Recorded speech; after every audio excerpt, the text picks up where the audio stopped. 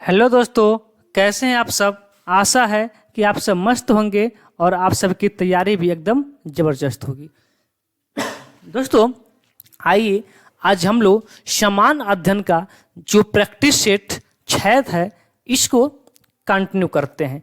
तो चलिए देखते हैं मॉडल पेपर 6 इसका पहला प्रश्न क्या कर रहा है। तो ध्यान दीजिए, इसका पहला प्रश्न कर रहा है कि केरल राज्य में प्रचलित प्राचीन मार्शल आर्ट को दर्शाने वाले अलंकारी रंगीन श्रृंगार और अनोखे मुखौटे के कारण किस भारतीय शास्त्रीय नृत्य को अलग पहचान मिली है। तो वह मिली है कथकली को। ऑप्शन नंबर डी क्या हो जाएगा आपका, बिल्कुल सही उत्तर हो जाएगा। अगला प्रश्न कह रहा है किस राज्य सरकार ने भारत का पहला हाथी मृत्यु लेखा परीक्षा ढांचा पेश किया है। तो वह पेश किया है तमिलनाडु ने। ऑप्शन नंबर सी आपका बिल्कुल सही उत्तर हो जाएगा। अगला प्रश्न करा कि प्रतिवर्ष गुरु नानक जयंती हिंदू कैलेंडर के किस महीने की पूर्णिमा तिथि को मनाई जाती है। तो जो गुरु नानक जयंती है वो कार्तिक महीने की पूर्णिमा को मनाया जाता है। ऑप्शन नंबर ए आपका बिल्कुल सही उत्तर हो जाएगा। प्रश्न नंबर 4 कह रहा है कि श्वेत प्रकाश कितने रंगों का मिश्रण है। तो श्वेत प्रकाश जो है आपका 7 रंगों का मिश्रण है। ऑप्शन नंबर डी आपका बिल्कुल सही उत्तर हो जाएगा। अगला प्रश्न नंबर 5 कह रहा है कि एम.एस. गोपाल कृष्णन ने कर्नाटक और हिंदू शास्त्रीय संगीत दोनों में महारत हासिल की। वह किस क्षेत्र से संबंधित थे, यानी कि किसके उस्ताद थे। तो वो थे आपके वायलिन से।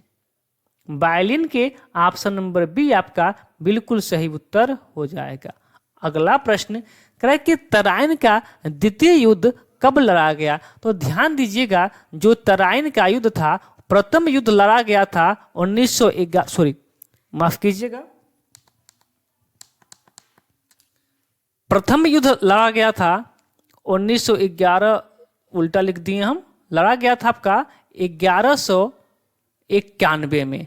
और द्वितीय युद्ध लड़ा गया था आपका 1192 में। ऑप्शन नंबर सी पे लिखा है, तो ऑप्शन नंबर सी आपका बिल्कुल सही उत्तर हो जाएगा। आप हमें बताएंगे कि तराइन का द्वितीय युद्ध किसके किसके बीच लड़ा गया था। अगला प्रश्न नंबर 7 कह रहा है कि 1025 ईस्वी में किस तुर्की आक्रमणकारी ने सोमनाथ के मंदिर पर आक्रमण कर उस मंदिर को लूट लिया। तो वह तुर्की आक्रमणकारी था Mahmud Ghaznavi. Option number D आपका बिल्कुल सही उत्तर हो जाएगा। अगला प्रश्न करें कि दाचिंगम राष्ट्रीय उद्यान निम्नलिखित में से किस राज्य या फिर केंद्र शासित प्रदेश में स्थित है। कौन सा, दाचिंगम। तो दाचिंगम कहाँ पे है, जम्मू और कश्मीर में है। ऑप्शन नंबर डी आपका बिल्कुल सही उत्तर हो जाएगा। अगला प्रश्न कह रहा है कि निम्नलिखित में से कौन सा एक जटिल अस्थाई पादप उत्तक है। तो जो जटिल अस्थाई पादप उत्तक है वो है जाइलम। ऑप्शन नंबर सी आपका बिल्कुल सही उत्तर हो जाएगा। अगला प्रश्न देखिए, अगला प्रश्न कह रहा है भारतीय संविधान का कौन सा अनुच्छेद राज्य के महाधिवक्ता की बात करता है। राज्य की महाधिवक्ता का बात करने वाला जो आर्टिकल है वो है आर्टिकल 165। ऑप्शन नंबर बी आपका बिल्कुल सही उत्तर हो जाएगा। अगला प्रश्न करा कि भारतीय संविधान के अनुसार भारतीय संघ का मुखिया कौन होता है। तो हमारे संविधान के अनुसार हमारे देश का जो मुखिया होते हैं वो होते हैं राष्ट्रपति। संविधान के अनुसार हमारे देश का मुखिया होते हैं। चलिए अगला प्रश्न करा है कि भारत में पहली बार में ओलंपिक खेलों में भाग लिया था, यानी कि भारत पहली बार ओलंपिक में कब भाग लिया था, यही प्रश्न हमसे पूछ रहा है। तो ध्यान दीजिएगा, भारत ओलंपिक में पहली बार सन 1900 में भाग लिया था? ऑप्शन नंबर बी आपका बिल्कुल सही उत्तर हो जाएगा। प्रश्न नंबर 13 कर रहा है कि क्रिकेट के खेल की शुरुआत किस देश से हुई है? तो जो क्रिकेट खेल की शुरुआत है वह आपका हुआ है इंग्लैंड से। ऑप्शन नंबर डी आपका बिल्कुल सही उत्तर हो जाएगा। अगला प्रश्न कह रहा है महासागर की औसत लवणता कितना ग्राम प्रति 1000 ग्राम होता है, यानी कि कितना प्रति 1000 ग्राम होता है? तो वो होता है कि 35 प्रति 1000 ग्राम होता है। अगला प्रश्न प्रश्न नंबर 15 कह रहा है कि मिट्टी की किस परत में ह्यूमस की सांद्रता सर्वाधिक होती है, यानी कि ह्यूमस की मात्रा किस परत में सबसे अधिक होती है? तो वो होता है ऊपरी परत में। मृदा की ऊपरी परत में सबसे अधिक ह्यूमस की मात्रा होती है। ऑप्शन नंबर बी आपका बिल्कुल सही उत्तर हो जाएगा। अगला प्रश्न कर रहा है किस घटना के बाद महात्मा गांधी ने फरवरी 1922 में असहयोग आंदोलन वापस ले लिया था? तो ध्यान दीजिएगा, जब महात्मा गांधी चौरा चोरी घटना हो जाती है तो महात्मा गांधी चौरा चोरी की घटना से दुखी हो जाते हैं और फरवरी 1922 ईस्वी में अपना असहयोग आंदोलन वापस ले लेते हैं। ऑप्शन नंबर डी आपका बिल्कुल सही उत्तर हो जाएगा। अगला प्रश्न कह रहा है कि निम्नलिखित में से कौन सा संस्मरण पूर्व प्रधानमंत्री डॉक्टर मनमोहन सिंह पर आधारित है? तो वह है the accidental prime minister. Option number D आपका बिल्कुल सही उत्तर हो जाएगा। चलिए अगला प्रश्न प्रश्न नंबर 18 का रहा है कि निम्नलिखित में से कौन सी जनजाति भारतीय यूरोपीय भाषा परिवार से संबंधित है? वो संबंधित है भील, यानी कि यहाँ भीली लिखा है, बात वही हुआ भीलिया भीली। चलिए अगला प्रश्न करा है कि सर्वाधिक पुरुष एकल ग्रैंड स्लैम जीतने वाले खिलाड़ी कौन है? तो सर्वाधिक जो पुरुष एकल ग्रैंड स्लैम जीतने वाले अधिकारी हैं वो हैं, अधिकारी नहीं खिलाड़ी हैं, वो है नोवाक जोकोविच। नोवाक जोकोविच ने किसका रिकॉर्ड तोड़ा है? तो वो तोड़ा है राफेल नडाल का। ये भी याद रखिएगा कि नोवाक जोकोविच सर्बिया के रहने वाले हैं। अगला प्रश्न देखिए प्रश्न नंबर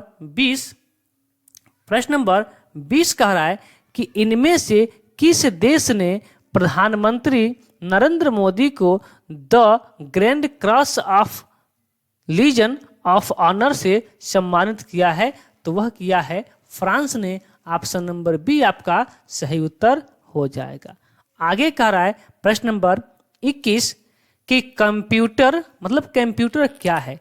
तो ध्यान दीजिएगा, इसका शायद 3 ही ऑप्शन है, कोई बात नहीं 3 ही ऑप्शन है, तो शायद मुझे टाइपिंग करने में छूट गया होगा, कोई दिक्कत नहीं। चलिए तो जो छूट गया है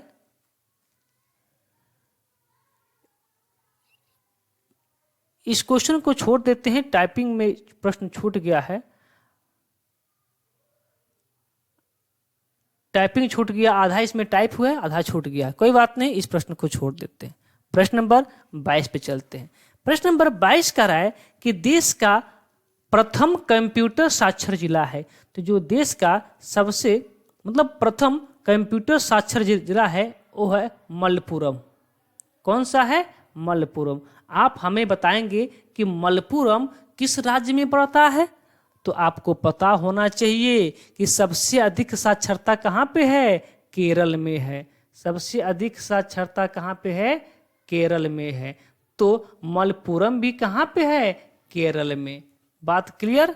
चलिए अगले प्रश्न की ओर। अगला प्रश्न नंबर 23 कह रहा है, प्रश्न नंबर 23 ठीक है, कह रहा है कि काकोरी षड्यंत्र केस में प्रधान आरोपी पंडित राम प्रसाद बिस्मिल को उत्तर प्रदेश के किस शहर में फांसी दी गई थी? तो ध्यान दीजिए, राम प्रसाद बिस्मिल को फांसी दिया गया था गोरखपुर में। ऑप्शन नंबर किस पे लिखा है? ऑप्शन नंबर बी पे, ऑप्शन नंबर बी, हाँ option number B Gorakhpur. Gorakhpur आपका बिल्कुल सही उत्तर हो जाएगा। चलिए अगले प्रश्न की ओर चलते हैं। अगला प्रश्न कह रहा है, प्रश्न नंबर 24 कह रहा है कि उत्तर प्रदेश फीडेंस कॉरिडोर में निवेशित करने के लिए अगस्त 2021 में किस सरकारी उद्यम ने समझौता ज्ञापन पर हस्ताक्षर किया है? तो किया था Bharat Dynamics Limited. Option number B आपका बिल्कुल सही उत्तर हो जाएगा। ए करंट का क्वेश्चन था, इतना पुराना करंट आपसे नहीं पूछेगा, लेकिन मुझे इंपॉर्टेंट लगा तो हमने यहाँ पे रख लिया। चलिए अगला प्रश्न देखिए, प्रश्न नंबर 25 कह रहा है कि जा दिन जन्म भयो खा धरती धेसी 2.5 हाथ, उपर्युक्त उक्त लोकक्रिया का संबंध उत्तर प्रदेश के किस ऐतिहासिक विभूति से है? तो यह आपका है आल्हा से। किससे है? आल्हा से। आल्हा से एक और प्रश्न याद रखेंगे कि आल्हा उत्तर प्रदेश के किस जनपद से संबंधित थे? किस जनपद से संबंधित थे? चलिए मैं ही बता देता हूं, और जनपद है मेरठ। बहुत बार एग्जाम में पूछा गया। आल्हा से संबंधित जनपद कौन सा है? मेरठ। अगला प्रश्न देखिए, इस प्रश्न को थोड़ा सा हमें कस्टमाइज करना होता है, कर लेते हैं। 1 मिनट। चलिए ठीक है। कह रहा है कि उत्तर प्रदेश के लिए निम्नलिखित कथनों में से कौन सा कथन सही है? कौन सा कथन सही है वो बताना है। कह रहा है कि भारत में गन्ना उत्पादन का सबसे बड़ा हब है। सही बात है, सबसे अधिक गन्ना उत्तर प्रदेश में ही उत्पादित किया जाता है। अगला कह रहा है कि भारत का उच्चतम दूध उत्पादक प्रदेश है। नहीं, दूध यहाँ पे सबसे अधिक उत्पादक नहीं होता है।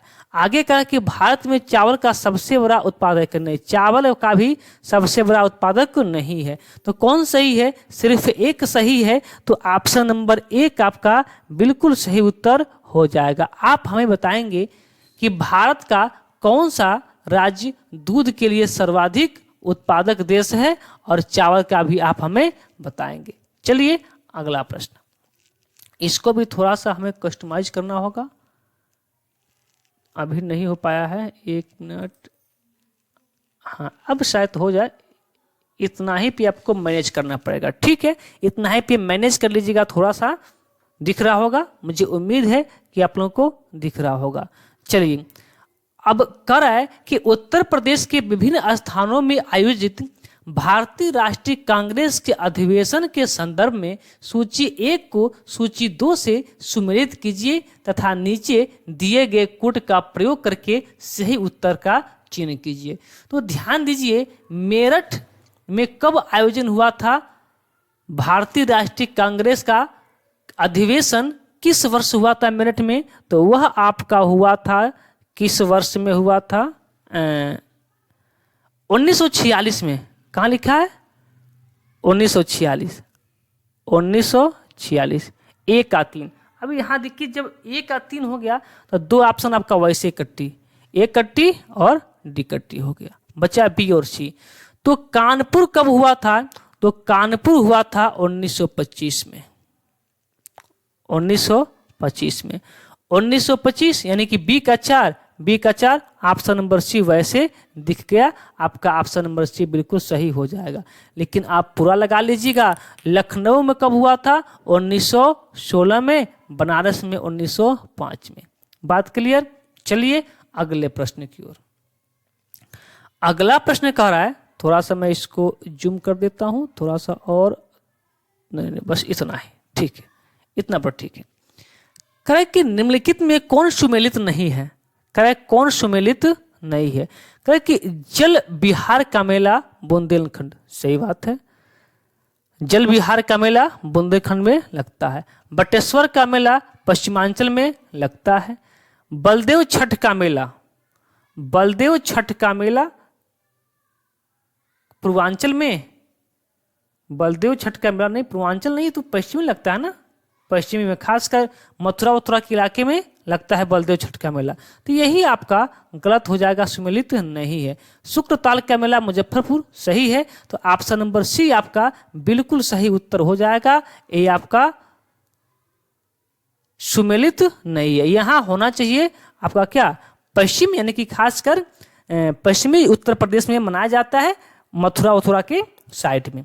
चलिए अगले प्रश्न की ओर। अगला प्रश्न कर रहा है प्रश्न नंबर 29 कि सर्वाधिक, ये तो प्रश्न 2 बार हो गया है, ये प्रश्न 2 बार हो गया है, आप लोग मैनेज कर लीजिएगा। आंसर आपका नोवाक जोकोविच था। ठीक है, चलिए अगले प्रश्न की ओर चलते हैं। प्रश्न नंबर 30 देखिए, कहे कि इनमें से किस देश ने, ये भी प्रश्न 2 बार हो गया है, इसका आंसर फ्रांस था। ठीक है, 2 बार हो गया है। चलिए ठीक है, अब आगे आइए प्रश्न नंबर 31 पे।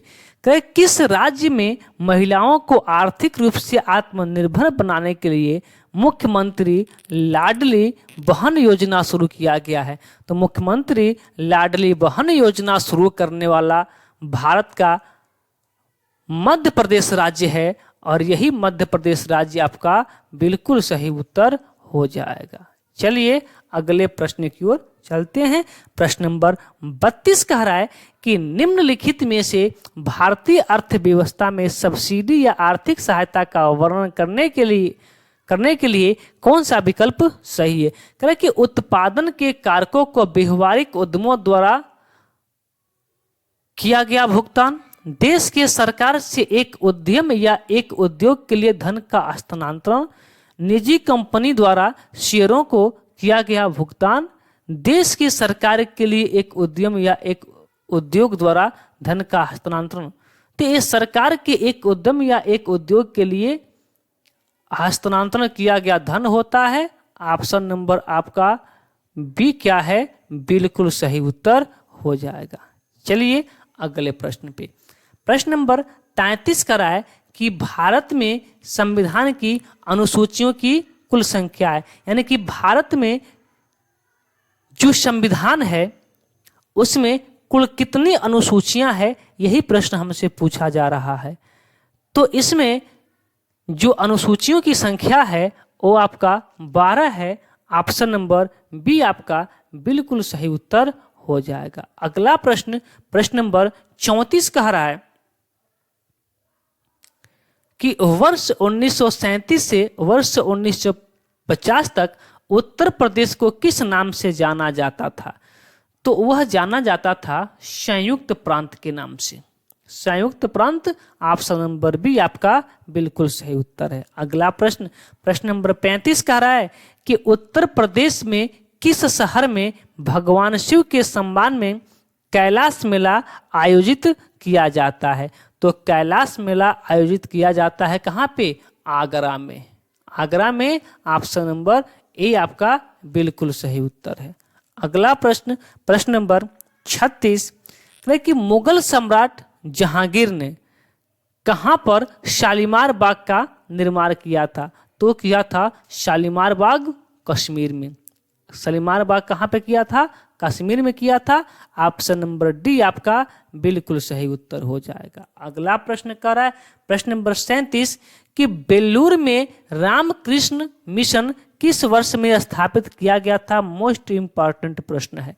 तो बेलूर में रामकृष्ण मिशन 1897 में किया गया था। ऑप्शन नंबर सी आपका बिल्कुल सही उत्तर हो जाएगा। अगला प्रश्न कह रहा है कि निम्नलिखित में से कौन सी फसल वृद्धि के लिए 31 डिग्री ठंड से मुक्त दिन और तेज धूप में रहती है? तो वो रहता है आपका कपास। कौन सा? कपास। आप हमें बताएंगे कि भारत का वह कौन सा राज्य है जहां पे सर्वाधिक मात्रा में कपास का उत्पादन होता है? ये भी बताएंगे कि सर्वाधिक मात्रा में नारियल कहाँ उत्पादित होता है, सर्वाधिक मात्रा में जूट कहाँ उत्पादित होता है, सर्वाधिक मात्रा में रबर कहाँ उत्पादित होता है। ये 4 प्रश्न आपसे पूछा गया है। 4 प्रश्न का उत्तर आप हमें बताएंगे, लेकिन दिए गए प्रश्न के अनुसार प्रश्न का उत्तर क्या हो जाएगा? बी, कपास इसका सही उत्तर हो जाएगा। तो चलिए आज के जितने भी प्रश्न थे 38 प्रश्न थे, हमने 38 प्रश्न का अच्छे से देखा और समझा। मुझे उम्मीद है कि आप सभी इन सभी प्रश्नों को एकदम तैयार रखेंगे। तो चलिए फिर आज की क्लास को यहीं पे रोक देते हैं, फिर मिलते हैं अगले दिन एक अगले प्रैक्टिस सेट के साथ। तब तक के लिए धन्यवाद।